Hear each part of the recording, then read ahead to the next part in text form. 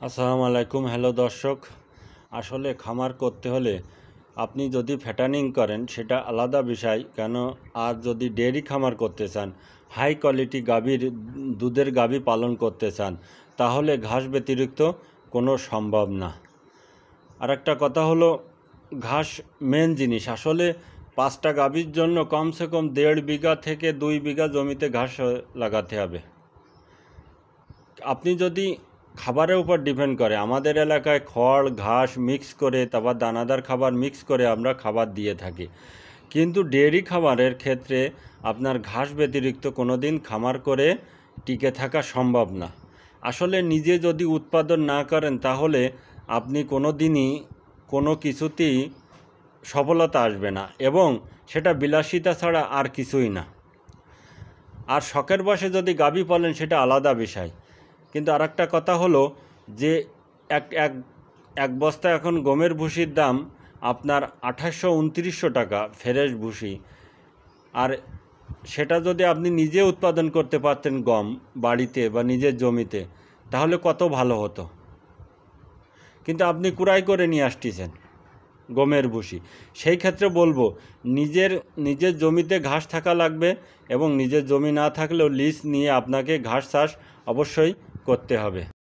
আসলে আপনারা যদি 5টা গাভী না হোক 2টো গাভী যদি পালন করতে চান, তাহলে আপনাকে অবশ্যই 10 কাঠা জমিতে ঘাস লাগাতে হবে। তা না হলে আপনি কোনো দিনই টিকে থাকা সম্ভব না।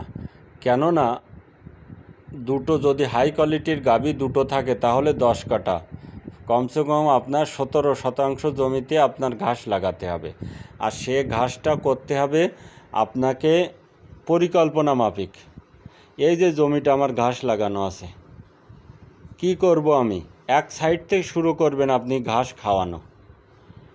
আপনি যদি বুদ্ধি করে চলেন, অল্প জমির থেকে আপনি বেশি উৎপাদন করতে পারেন কাঁচা ঘাস। সেটা কিভাবে সম্ভব?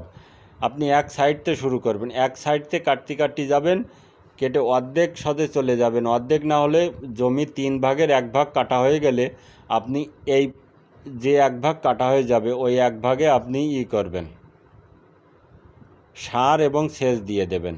তাহলে এবারটা দুই ভাগ, যেটা 2 নম্বর ভাগ সেটা শুরু করবেন, তারপরে আবার 3 নম্বর ভাগ শুরু করবেন।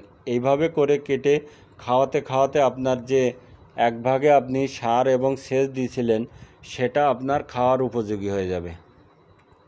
আসলে ঘাস খাওয়ানোর উপর ডিপেন্ড করে। আসলে ফ্যাটানিংয়ে আপনার ঘাস দেওয়া লাগে, কিন্তু তাতে আপনার অনেক কিছু দানাদার খাবার বেশি করে দিতে হয়, কেননা গোশ উৎপাদন করতে হয় তাদের শরীরে। এই জন্য ঘাস একটু তারা কম করে দিয়ে থাকে। কিন্তু গাভীর ক্ষেত্রে তা না। আমাদের শরীরে যদি এনার্জি না থাকে, আমরা যদি সকালে না খাই, তাহলে এনার্জি না পেলে কিভাবে কাজ করব। গাভীদেরও এরকম।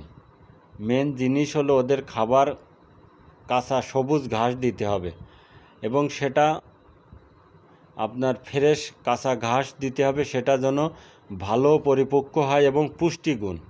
দেখেন, এরকম এক ঝাড়ে যদি ঘাস হয় তাহলে আপনার 2-3 ঝাড় কাটলে একদিনে আপনার একটা গাভীর হয়ে যাবে। তাহলে 2টো গাভী থাকলে 3-3 6টা ঝাড় কাটলে আপনার 2টো গাভীর ভালোভাবে খাবার হয়ে যাবে। আর যখন আপনার থাকবে 5টা গাভী, তখন তো সেটা আলাদা বিষয়। মেন হলো আপনার কাছে, আপনি যত পরিচর্যা করবেন ঘাসের জমি, তত আপনি ঘাসের উৎপাদন বেশি পাবেন।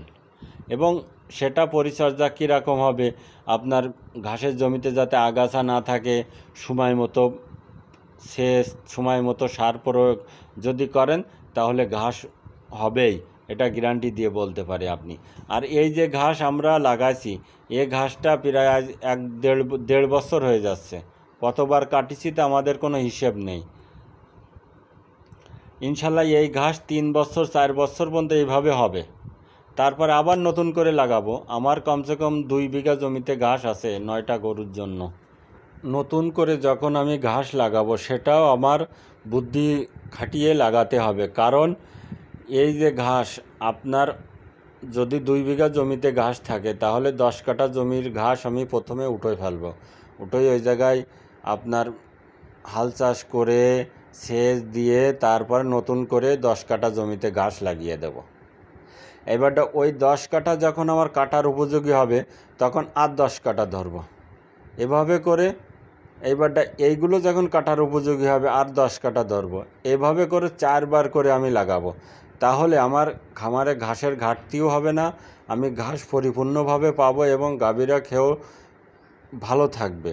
এই জন্য বলবো ডেয়ারি খামার করতে হলে ঘাসের কোনো বিকল্প নেই। আমার এই ভিডিও ভালো লাগলে অবশ্যই সাবস্ক্রাইব